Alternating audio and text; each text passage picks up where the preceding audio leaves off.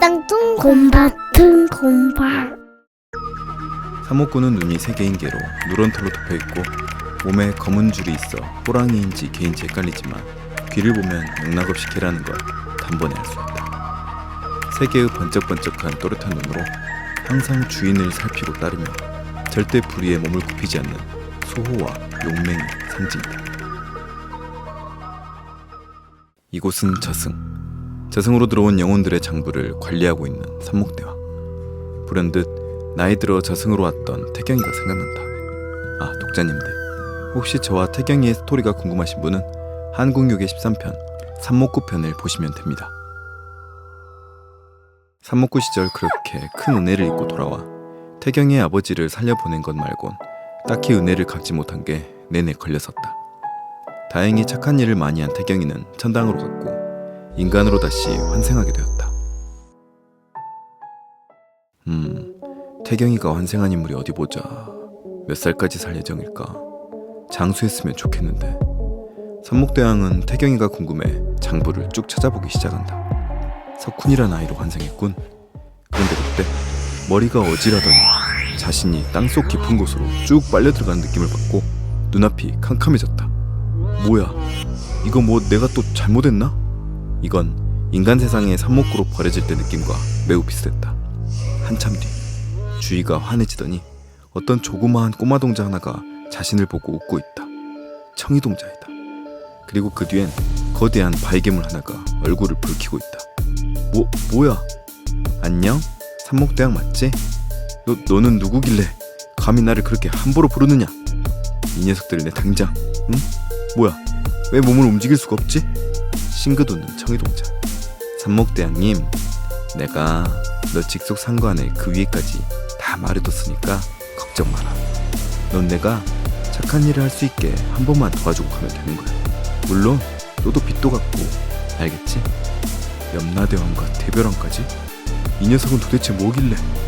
자신의 3개의 눈으로 얼른 살펴보니 이 어린 동자, 겉모습과는 다르게 뭔가 엄청난 존재감이 느껴진다. 공방중학교 2학년 2반. 지금은 2교시 후 쉬는 시간. 야 석훈, 일로 와봐. 내가 지금 너무 배고프거든. 어떻게 하는 게 좋을까? 우리 반 짱인 김민성이다. 응, 잠시만 기다려. 내가 매점 금방 다녀올게. 그래, 내가 항상 제일 좋아하는 거 알지? 간 김에 내 것도 부탁한다. 김민성 오른팔 최우동. 응, 당연하지. 그럼 평소처럼 시간 좀 잴게. 주변을 한번 돌아봐도 다들 내가 아니라 다행이라는 표정뿐 아무도 신경 쓰지 않는다. 헐레벌떡 매점으로 도착해 바로 주문하는 최석훈. 아주머니, 햄버거빵 2개요, 얼른. 아이고, 튼튼하네. 2개나 다 먹으려고? 얼른 주세요. 시계를 보니 벌써 3분이 지나있다. 헐레벌떡 교실로 빵을 들고 돌아왔지만 최우동의 한마디. 2분 20초 지각. 자, 2분 20초 동안 인간 의자가 되겠습니다. 의자를 치우는 김민성. 자, 나 앉는다. 석훈아, 나 넘어지면 알지? 갖는다란 눈빛으로 노려보는 민성. 그때마다 느끼는 거지만 저 녀석의 눈은 마치 뱀의 눈빛 같다. 저 눈빛만 보면 민성이의 말을 거스를 수가 없다. 석훈이는 얼른 엎드려 민성이가 앉을 수 있는 의자 포즈를 취한다. 묵직. 크크크크크. 내가 얼른 먹고 일어설게. 아, 푸신푸신 좋다. 하하하하하. 역시나 고요한 교실. 그 누구도 얼굴을 마주치려 하지 않는다. 나만 아니면 돼. 선생님께 말씀드리지 왜 가만히 있냐고? 선생님께 말씀드려봤자 그때뿐이다. 선생님도 그 녀석들을 상담하는 게 전부지 매를 때리거나 강력하게 지도하기 힘들다. 그랬다가는 고소를 당하거나 교직에서 쫓겨날 수도 있으니까. 이 세상 법은 피해 학생보다 가해 학생에게 더 유리한 것 같다. 그러니 저런 녀석들이 더 날뛰는 거겠지. 저런 녀석만을 위한 법이 따로 있으면 좋겠다. 집으로 돌아가는 길. 오늘 당한 일이 너무나 굴욕적이었지만 용기도 없고 힘도 없다. 그렇게 걷고 있는데 저기 앞에 짐을 들고 힘겹게 걸어가는 할아버지가 보인다. 너무 힘들어 보이신다. 도와드려야지. 할아버지, 제가 도와드릴게요. 그렇게 석훈이는 할아버지의 짐을 묻고 계신다는 모텔 앞까지 들어드렸다. 고맙구만 학생. 이건 답내야. 사양 말고 받아. 학생에게 꼭 필요한 것 같아서 말이지. 비닐로 포장된 팔찌였다. 파란 구슬 3개가 나란히 달려있고 푸르스름하게 빛나고 있었다. 그리고 이름이 적혀있다. 삼목구 팔찌? 딱 봐도 너무 고급스러워 보이는 팔찌라 석훈이는 부담을 느끼고 받지 않으려 했다. 어디 보자. 이름표를 보니 최가구먼. 최씨 집안의 35대손 맞지? 언뜻 그렇게 들은 기억이 난다. 사실 이게 원래 최씨 가문 거야. 그러니 부담 갖지 말고 꼭 받아가게. 그래, 이건 네 거 맞아, 태경아. 아, 지금은 환생한 거라 석훈이지? 무슨 말도 안 되는 이유가. 할아버지께서 너무 강력하게 말씀하시길래 어쩔 수 없이 받아온 석훈. 그런데 할아버지의 눈빛은 노인의 눈이라고 보기엔 초롱초롱 빛나고 있었던 게 기억이 난다. 엥? 설명서를 안 집어넣고 줘버렸네. 뭐 이번엔 그 녀석이 알아서 하겠지. 삼목대왕. 집으로 돌아온 뒤 씻은 석훈이는 방금 전 할아버지가 준 선물을 보았다. 빛나는 푸른 구슬 3개가 너무나 예뻐 보였다. 마치 눈동자 같았고 나를 쳐다보고 있는 것 같았다. 꺼내어 팔목에 차보았다. 그리고 뒤를 돌아 나가려 하는데 갑자기 자신의 앞에 커다란 생전 처음 본 사람이 서 있었다. 깜짝 놀라 주저앉고 만 석훈. 그 사람은 검은 관복 같은 것을 입고 있고 이마에 눈이 하나가 더 있는 사람이었다. 삼목대왕. 휴, 이제 나 보이는 거 맞지? 설명서를 안 주다니 나 참. 당신 누구야? 어떻게 내 방에 들어온 거지? 그래, 지금의 태경이는 나를 알 리 없지. 환생해서 전생의 기억이 다 지워졌을 테니까. 하하. 삼목대왕은 당황해하는 석훈이를 일단 진정시키고 석훈이의 전생에 큰 은혜를 입어 이번에야말로 그 빚을 갚기 위해 왔다고만 하였다. 그러자 삼목대왕이 도둑인 줄로만 알았던 석훈이는 도둑인 것뿐만 아니라 단단히 제대로 미친 사람이 자신의 방에 침입했다고 믿었다. 안 되겠다 싶어 삼목대왕이 팔을 한번 휘두르자 그대로 잠드는 석훈. 참, 전생의 태경이랑 많이 닮았구나. 그리고 배꼽 근처에서 손짓하자 벌레 한 마리가 기어나온다.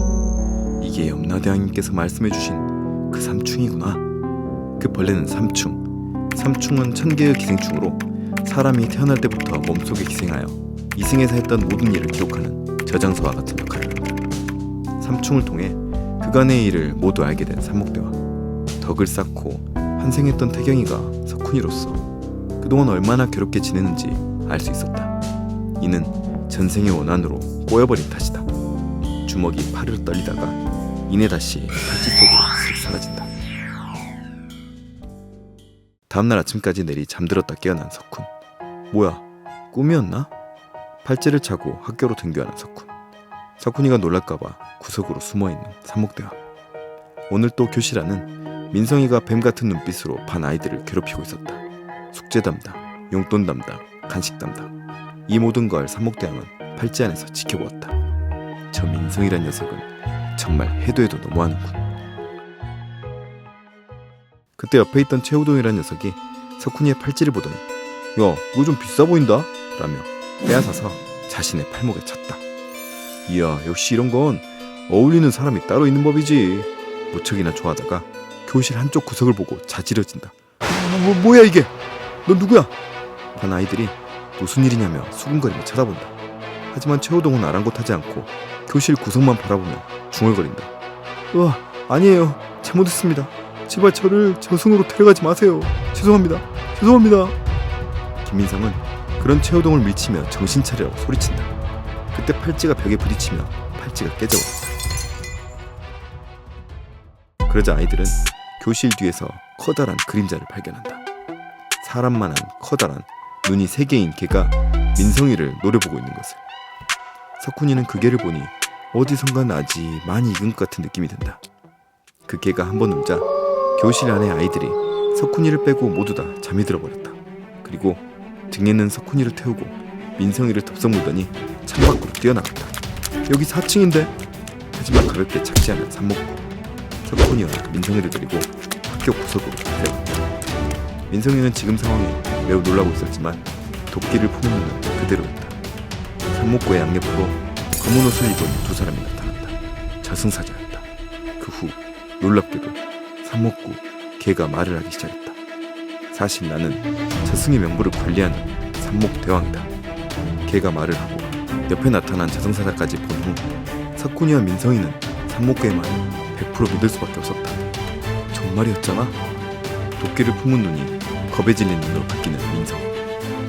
민성, 너의 전생은 석훈이의 아버지에게 원한을 가졌던 그 큰 의사였다. 너의 운명을 안타깝게 여겨 사람으로 환생시켜준 것인데 전생의 원한을 지우지 못하고 이렇게 사람을 괴롭히며 살고 있다니 매우 안타깝구나. 너 같은 녀석은 이승의 법은 통하지 않으니 내가 지금 저승법을 새로 만들어주마. 앞으로 이 법은 친구를 괴롭히는 모든 인간에게 적용할 생각이다. 여기 김민성, 너의 생명 명부가 있다. 앞으로 내가 저승에서 삼충에게 수시로 보고를 받아 친구들을 괴롭힐 때마다 너의 수명을 한 달씩 줄이겠다. 아니면 내가 이 자리에서 너의 목을 물어줄까? 죽음을 두려워하지 않는 인간이 어디 있을까? 그렇게 약자 앞에서는 당당했던 민성의 표정은 공포로 가득 찼다. 바지가 다 지리적이었다. 잘못했다며 연신이 필요된다. 잘못했어요. 이를 지켜보던 삼목구는 석훈을 보고 고개를 깊게 숙인다. 이전 생애에서 은혜를 다 갚지 못해 항상 마음이 무거웠는데 한결 마음이 편해졌다며 훗날 또 저승에서 만나자며 저승사자들과 함께 사라졌다. 그 뒤로 민성이는 아주 쥐죽은 듯 조용히 지내게 되었고 석훈이는 비록 깨졌지만 삼목구와의 추억을 기리기 위해 팔찌를 차고 다녔다. 나타난 청이동자. 거구개야, 이번엔 진짜 착한 일 한 거 맞지? 이 설명서는 필요 없으니까 버리자. 삼목구의 팔찌 설명서. 1. 삼목구의 팔찌에는 삼목대왕이 깃들어 있습니다. 팔찌를 차고 있으면 삼목대왕과 이야기를 나눌 수 있습니다. 2. 정말 급한 경우에는 팔찌를 깨뜨리세요. 단 한 번 삼목구가 나타나 맨 처음 팔찌의 주인을 위기에서 구해줍니다. 3. 삼목구가 한 번 소환된 삼목구의 팔찌는 아무런 가치가 없습니다. 가지세요. 재밌게 보셨다면 좋아요, 구독, 알람까지 꼭꼭 부탁드립니다. 구독은 저에게 큰 힘이 됩니다.